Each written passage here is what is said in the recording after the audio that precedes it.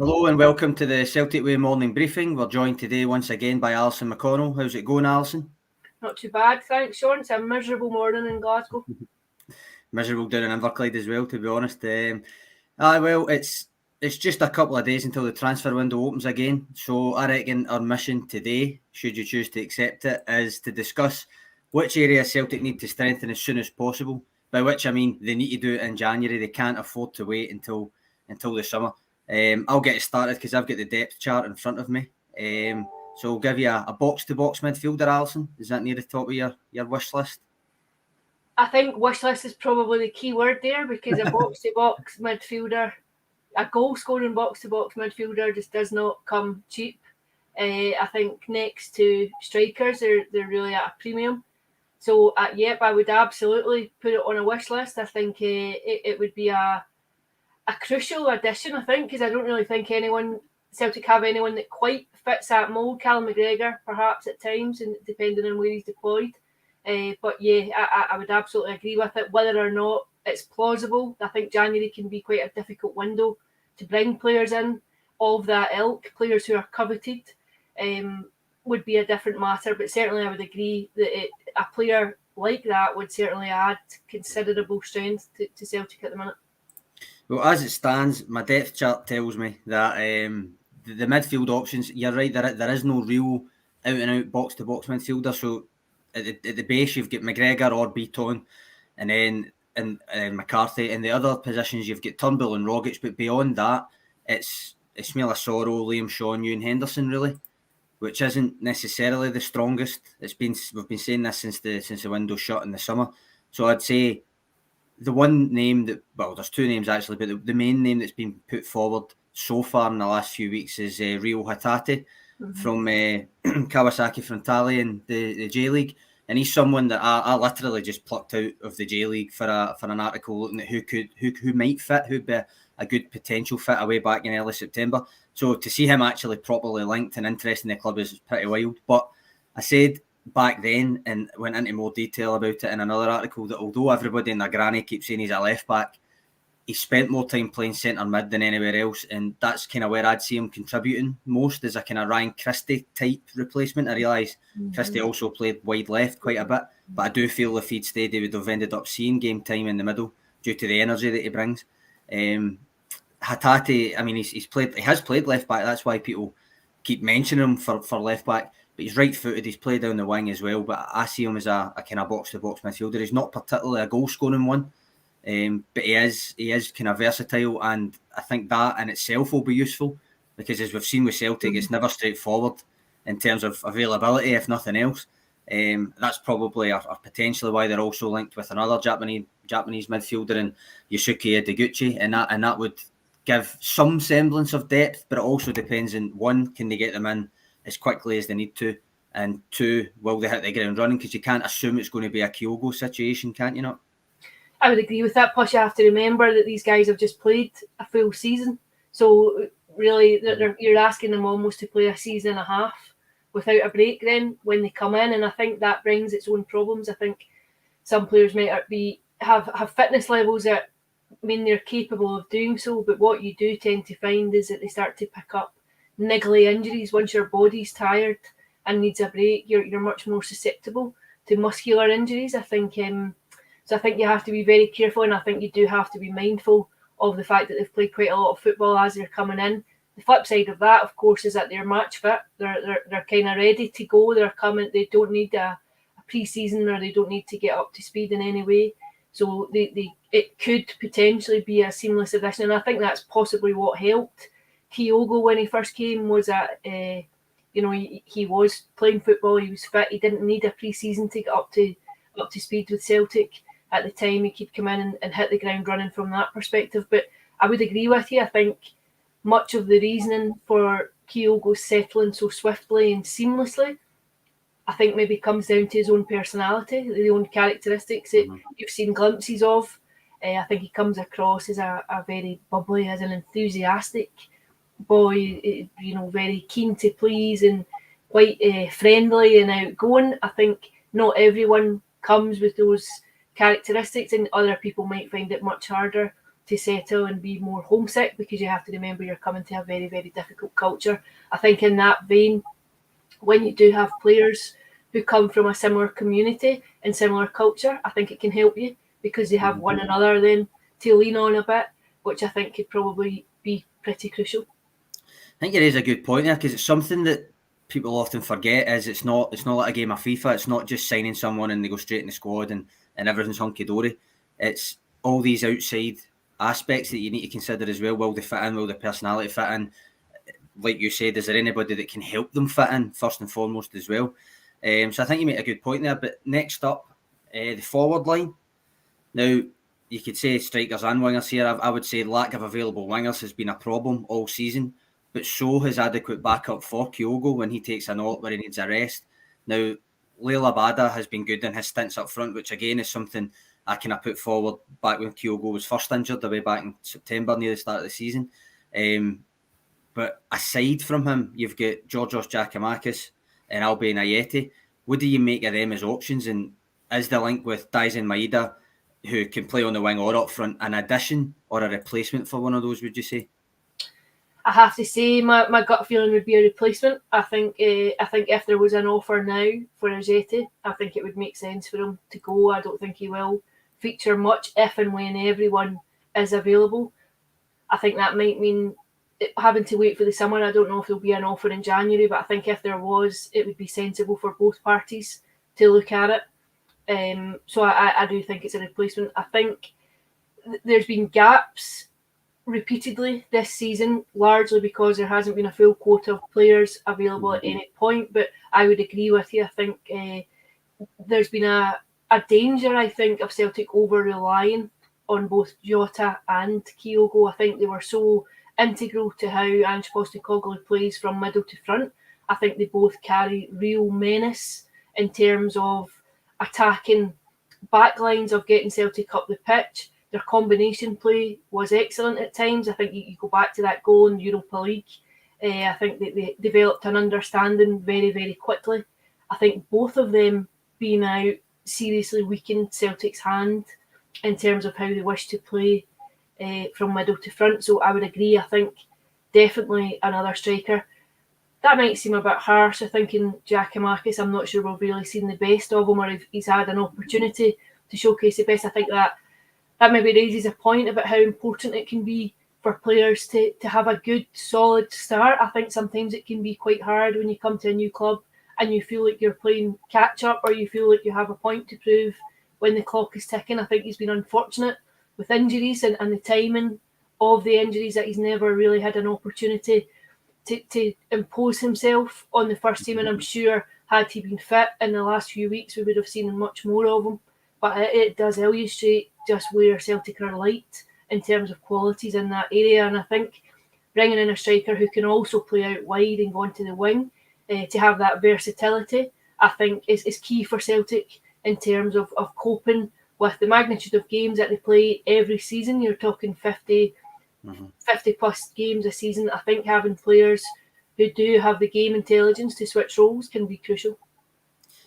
Well, when you're talking about switch roles, versatility and stuff, as I said, Daisen Maeda, who's been linked, and Ange knows him very, very well, can play both. But discounting him for the moment, the wing options are as follows: Jota, Forrest, Abada, Johnston, and then coming back from injury, Karamoko Dembele, potentially, because Ange spoke very highly of him during the summer before he got that injury. Plus Montgomery has featured there, and Owen Moffat just made his debut. Is that strong enough if all of them are available? Do you pay money for Jota now or in the summer? Is that a strong enough wing contingent for you if all are fit? To be honest, I think it is. And the reason I say that is I think there's a danger sometimes of having too many players in the same position and trying to keep everyone happy, trying to keep everyone match fit. I think it becomes a real juggling act sometimes. I think there becomes a danger of bringing a toxicity almost into your camp when you have unhappy players who have come in and are expecting to play and aren't. To go back to your point about Jota, I think Celtic would take him now. I think that he's done enough for Celtic to say it's value for money. However, from his point of view, I don't think he would be willing to commit himself at this stage of the season. I think his advisors will probably be saying to him, you've made a good impact, you've had a good season, get to the end of the campaign and assess what options are there. Have a look at what other clubs, what other leagues are there.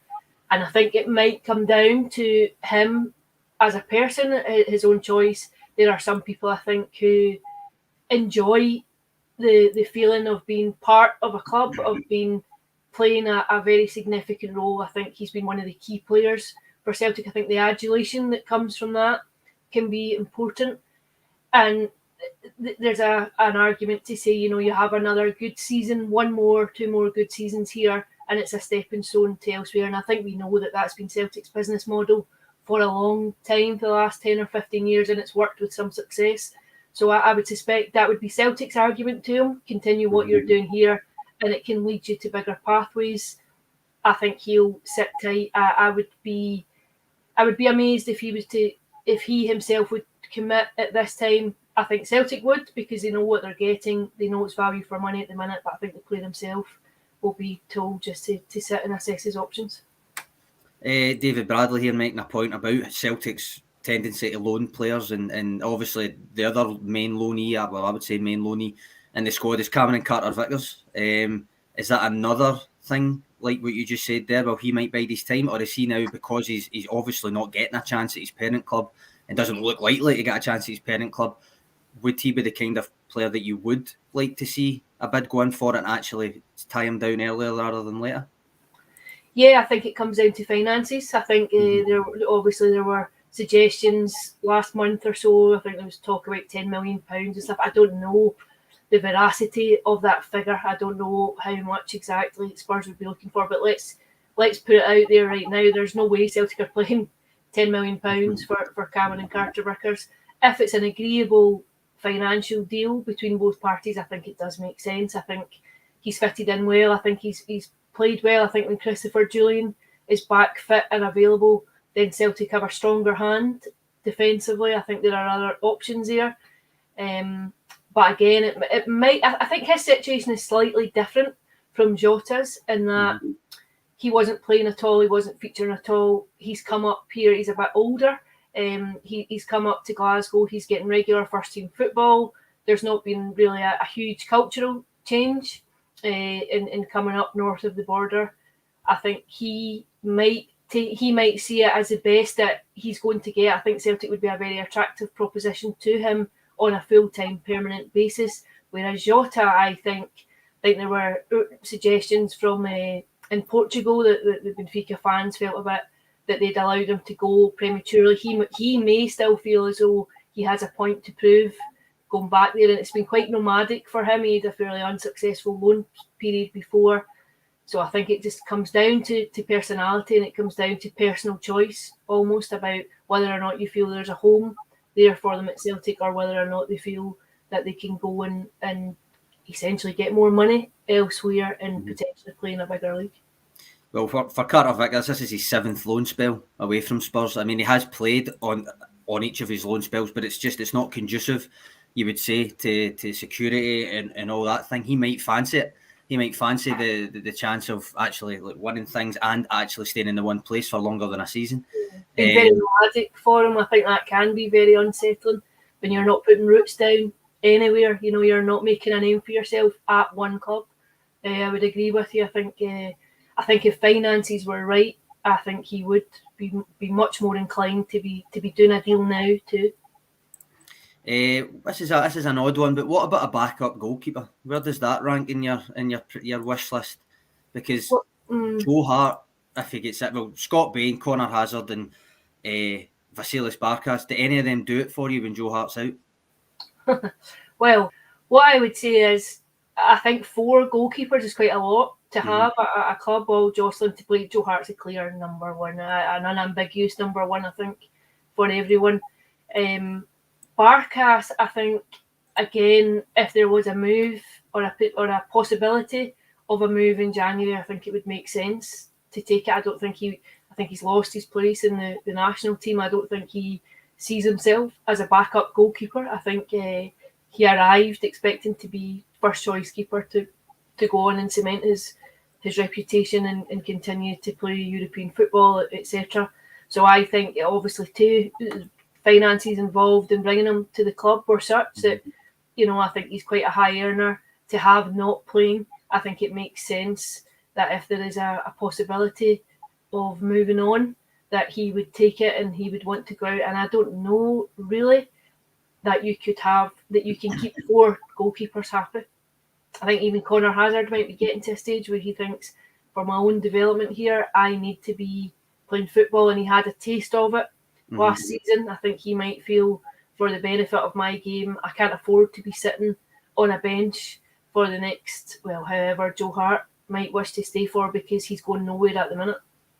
I agree with you. I think 4 is far too much for a first team squad. I don't think you need that in any way. But I do see an argument that although there's 4 of them, none of the 3 beyond the main first choice actually are up to the standard, if you want to put it that way. I don't think anybody's still really defending Barkas much. It just depends if anybody wants him. With Hazard, I'd take your point. There's been other young Celtic keepers went away, for instance, up to Ross County and stuff on loan and done well. Not that they've come back and played, but they have done well and at least had game time. It could be a route like that for Connor Hazard. For Scott Bain, it's almost in between. He's sometimes you can see he's an adequate backup, but sometimes when he's asked to play for prolonged spells, it just doesn't seem to suit him. So in that respect, I can see the argument that someone a bit more equipped to be Hearts backup would be ideal. I don't think it's anywhere near the top of the wish list, as long as Joe Hart's fit, I think, and it's a goalkeeper. I don't think you need to rotate goalkeepers particularly. So I think you're probably fine there. But I just thought it was an interesting one. A few people had commented mentioning it. To move slightly on, one of the people who will be tasked with making sure that some of these signings, if not all of them, hopefully come in the door, is newly confirmed CEO Michael Nicholson. Now, Ange Postecoglou, speaking about that role and how it impacts his own job, he said, and this is a quote, "Whatever vision I have for the club and the kind of team that I want us to be, that has to be supported. I cannot do it on my own. No manager can do it on their own. From the moment I arrived, Michael, even though he wasn't CEO, because obviously it was Dominic Mackay at that point, that's my own bit there, was involved in a lot of deals when we got players in. I really felt comfortable working with him, really supported by him, and that's crucial for us." So what's your thoughts on that, Alison, both what Postecoglou had to say about him and the appointment of Michael Nicholson in general?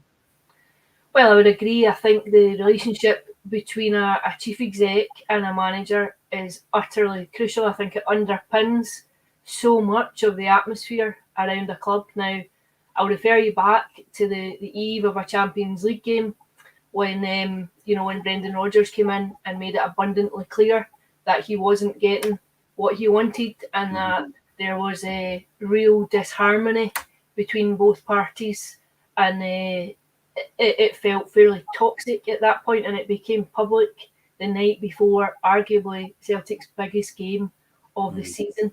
Now, I think when there's a breakdown that gets to that level, I think it's very, very dangerous in terms of what it does and what it feeds into the club and the atmosphere around the club and the playing staff. So I think the relationship between those two is absolutely critical to what goes on around as a whole. I think it sets a tone, and I think his comments feel genuine. I think there would be no need to suspect that he's over-egging the pudding. One, because I don't think he's really the type to do so. I think he's fairly straight-talking. So I think if there's a clear communication and a clear understanding between those two, and there has to be an element of realism on both parties there about, Celtic aren't going out to spend £25 million on a player to bring them in. I think that there's an element of understanding of what the budget is and the parameters within which you work.